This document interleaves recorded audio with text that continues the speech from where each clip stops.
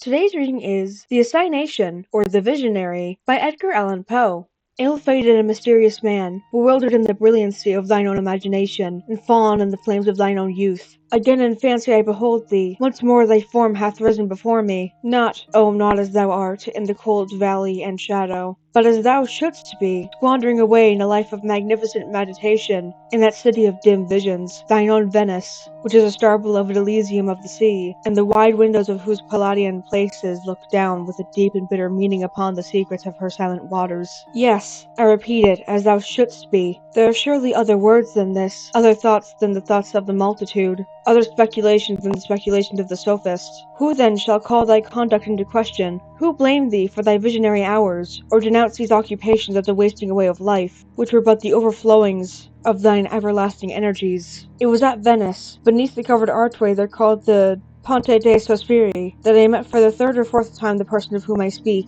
It is with a confused recollection that I bring to mind the circumstances of that meeting. Yet I remember, how should I forget, the deep midnight, the bridge of sighs, the beauty of woman, and the genius of romance that stalked up and down the narrow canal. It was a night of unusual gloom. The great clock of the piazza had sounded the 5th hour of the Italian evening. The square of the Campanile lay silent and deserted, and the lights in the old ducal palace were dying fast away. I was returning home from the Piazzetta, by way of the Grand Canal, but as my gondola arrived opposite the mouth of the canal, San Marco, a female voice from its recesses broke suddenly upon the night, in one wild, hysterical, and long-continued shriek. Startled at the sound, I sprang upon my feet, while the gondolier, letting slip his single oar, lost it in the pitchy darkness, beyond a chance of recovery, and we were consequently left to the guidance of the current, which here sets from the greater into the smaller channel. Like some huge and sable-feathered condor, we were slowly drifting down towards the Bridge of Sighs, when a thousand flambeaux flashing from the windows and down the staircases of the ducal palace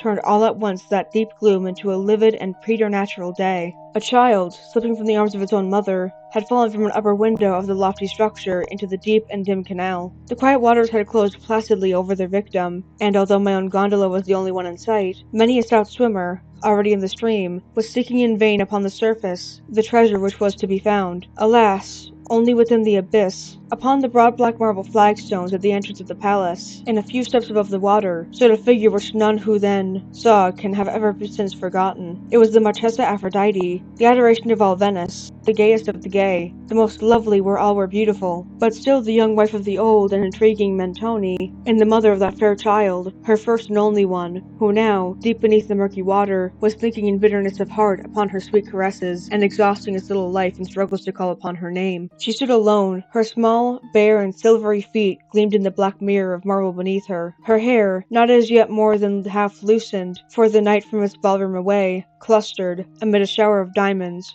round and round her classical head, in curls like those of the young hyacinth. A snowy white and godlike drapery seemed to be nearly the sole covering to her delicate form, but the midsummer and midnight air was hot, sullen, and still, and no motion in the statue-like form itself stirred even the folds of that raiment, a very vapor, which hung around it as the heavy marble hangs around the Niobe. Yet, strange to say, her large lustrous eyes were not turned downwards upon that grave wherein her brightest hope lay buried, but riveted in a widely different direction. The prison of the old Republic is, I think, the stateliest building in all Venice, but how could that lady gaze so fixedly upon it, when beneath her lay stifling her own child? Yon dark, gloomy niche, too, yawns right opposite her chamber window. What, then, could there be in its shadows, in its architecture, in its ivy wreaths and solemn cornices, that the Marchesa di Mentoni had not wondered at 1,000 times before? Nonsense! Who does not remember that, at such a time as this, the eye, like a shattered mirror, multiplies the images of its sorrow, and sees in innumerable far-off places the woe which is close at hand? Many steps above the Marchesa, and within the arch of the water gate, stood in full dress the satyr-like figure of Mentoni himself.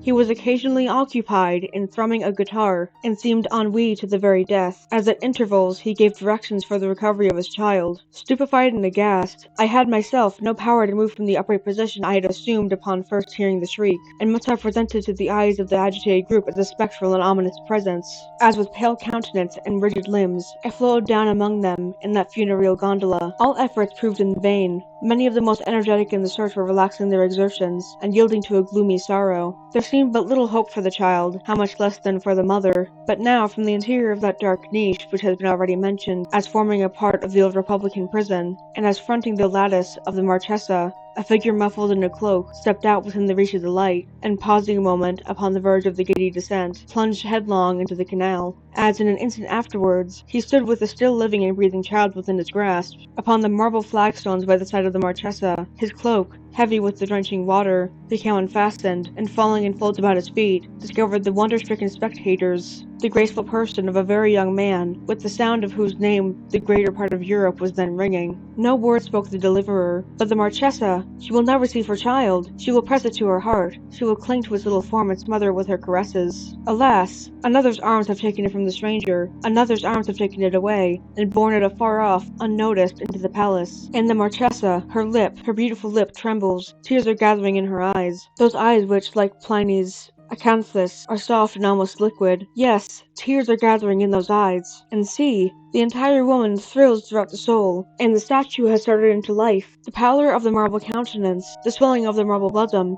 the very purity of the marble feet, we behold suddenly flushed over with the tide of ungovernable crimson, and a slight shudder quivers about her delicate frame, as the gentle air at Napoli about the rich silver lilies in the grass. Why should that lady blush? To this demand there is no answer, except that having left, in the eager haste and terror of her mother's heart, the privacy of her own boudoir, she has neglected to enthrall her tiny feet in their slippers, and utterly forgotten to throw over her Venetian shoulders that drapery which is their due. What other possible reason could there have been for her so blushing? For the glance of those wild appealing eyes, for the unusual tumult of that throbbing bosom, for the convulsive pressure of that trembling hand, that hand which fell, as Montoni turned into the palace, accidentally, upon the hand of the stranger. What reason could there have been for the singularly low tone of those unmeaning words, which the lady uttered hurriedly in bidding him adieu? "Thou hast conquered," she said, "or the murmurs of the water deceived me. Thou hast conquered. 1 hour after sunrise, we shall meet, so let it be." The tumult had subsided, the lights had died away within the palace, and the stranger, whom I now recognized, stood alone upon the flags. He shook with inconceivable agitation, and his eye glanced around in search of a gondola.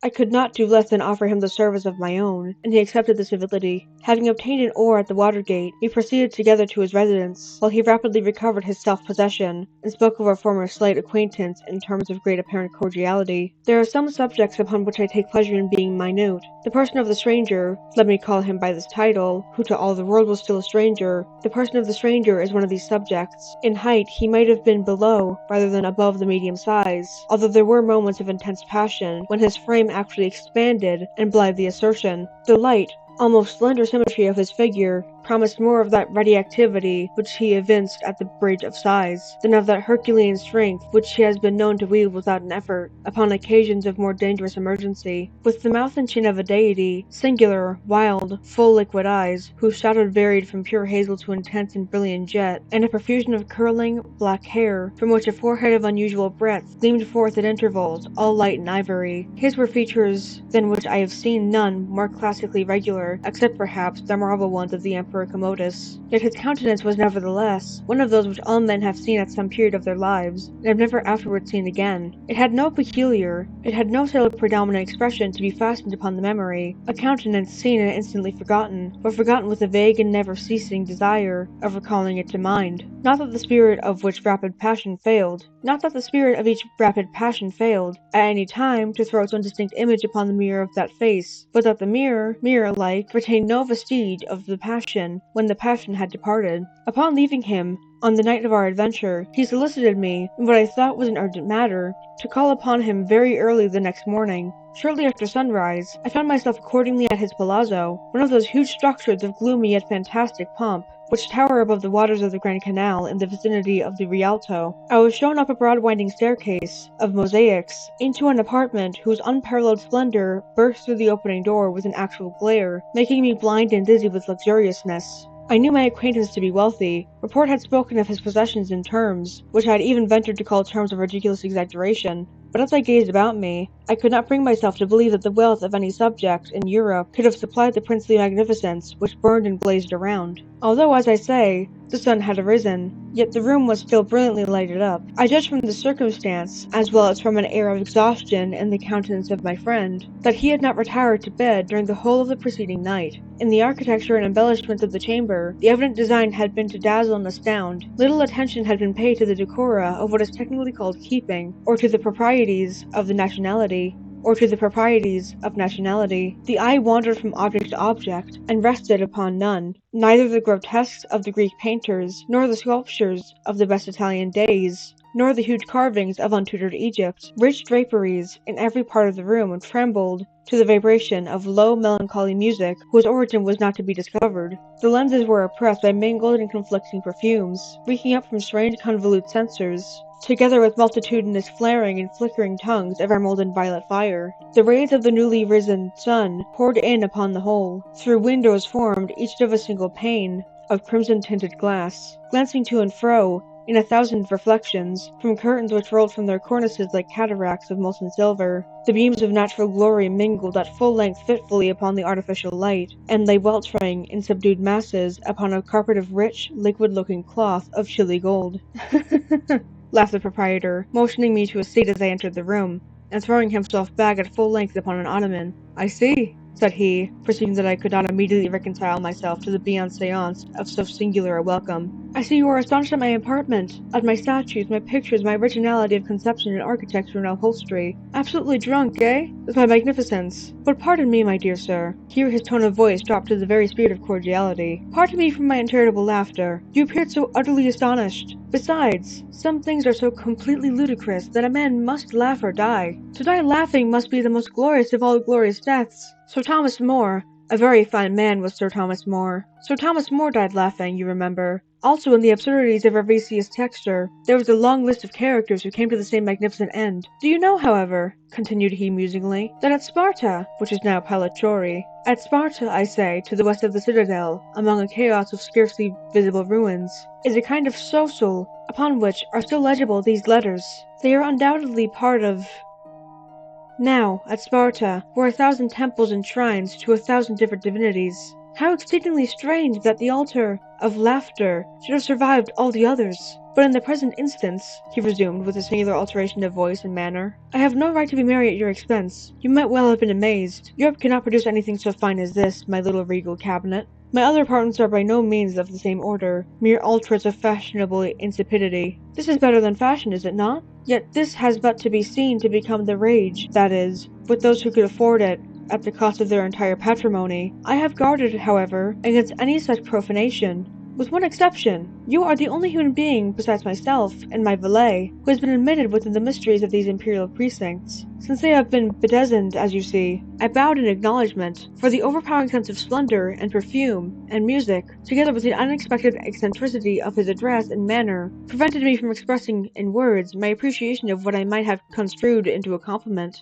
Here," he resumed, arising and leaning on my arm as he sauntered around the apartment, "here are paintings from the Greeks to the Cimabue, and from Cimabue to the present hour. Many are chosen, as you see, with little deference to the opinions of virtue. They are all, however, fitting tapestry for a chamber such as this. Here, too, are some chefs hors d'oeuvres of the unknown great, and here unfinished designs by men, celebrated in their day, whose very names the perspicacity of the academics has left to silence and to me. What think you," said he, turning abruptly as he spoke, "what think you of this Madonna della Pieta? It is Guido's own," I said with all the enthusiasm of my nature, for I had been poring intently over its surpassing loveliness. "It is Guido's own. How could you have obtained it? She is undoubtedly in painting what the Venus is in sculpture." "Huh," said he thoughtfully. "The Venus, the beautiful Venus? The Venus of the Medici? She of the diminutive head and the gilded hair, part of the left arm?" Here his voice dropped so as to be heard with difficulty. "In all the right of restorations? And in the cocktree of that right arm lies, I think, the quintessence of all affectation.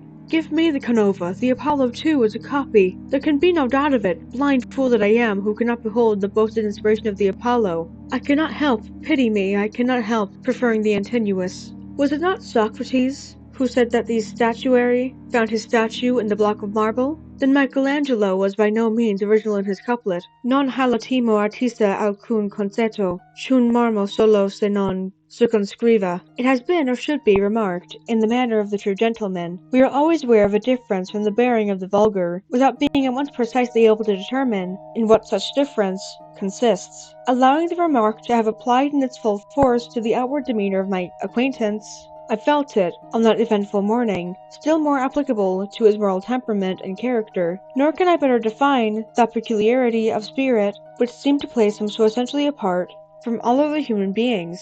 than by calling it a habit of intense and continual thought, pervading even his most trivial actions, intruding upon his moments of dalliance, and interweaving itself with his very flashes of merriment, like adders which writhe from out the eyes of the grinning masks in the cornices around the temples of Persepolis. I could not help, however, repeatedly observing, through the mingled tone of levity and solemnity with which he repeatedly descanted upon matters of little importance, a certain air of trepidation, a degree of nervous unction, in action and in speech, an unquiet excitability of manner, which appeared to me at all times unaccountable, and upon some occasions even filled me with alarm. Frequently, too, pausing in the middle of a sentence, whose commencement he had apparently forgotten, he seemed to be listening in the deepest attention, as if either in momentary expectation of a visitor, or to sounds which must have had existence in his imagination alone.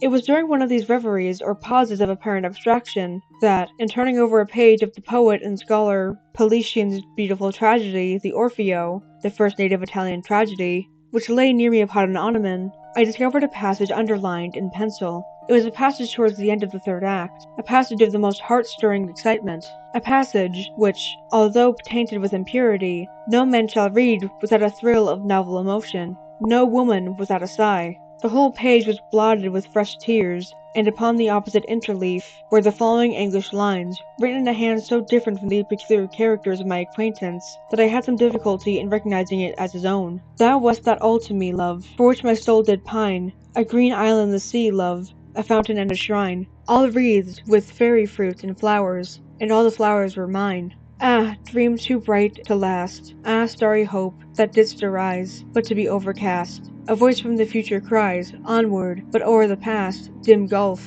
my spirit hovering lies, mute, motionless, aghast. For alas, alas, with me the light of life is o'er. No more, no more, no more. Such language holds the solemn sea to the sands upon the shore. Shall bloom the thunder-blasted tree, or the stricken eagle soar. Now all my hours are trances, and all my nightly dreams are where the dark eye glances, and where thy footstep gleams. In what ethereal dances, by what Italian streams. Alas, for that accursed time, they bore thee o'er the billow, from love to tilted Asian crime, and an unholy pillow. From me in form misty clime, where weeps the silver willow. That these lines were written in English, a language with which I had not believed their author acquainted, afforded me little matter for surprise. I was too well aware of the extent of his acquirements, and of the singular pleasure he took in concealing them from observation, to be astonished at any similar discovery, but the place of date, I must confess, occasioned me no little amazement. It had been originally written in London, and afterwards carefully overscored, not however so effectually as to conceal the word from a scrutinizing eye. I say this occasioned me no little amazement, for I will remember that, in a former conversation with my friend, I particularly inquired if he had at any time met in London the Marchesa di Mentoni, who for some years previous to her marriage had resided in that city, when his answer, if I mistake not, gave me to understand that he had never visited the metropolis of Great Britain. I might as well here mention that I have more than once heard, without of course giving credit to a report involving so many improbabilities, that the person of whom I speak was not only by birth, but in education, an Englishman. "There's one painting," said he, without being aware of my notice of the tragedy. "There is still one painting which you have not seen," and throwing aside a drapery, he discovered a full-length portrait of the Marchesa Aphrodite. Human art could have done no more in the delineation of her superhuman beauty. The same ethereal figure which stood before me the preceding night upon the steps of the ducal palace stood before me once again, but in the expression of the countenance, which was beaming all over with smiles, there still lurked, incomprehensible anomaly, that fitful stain of melancholy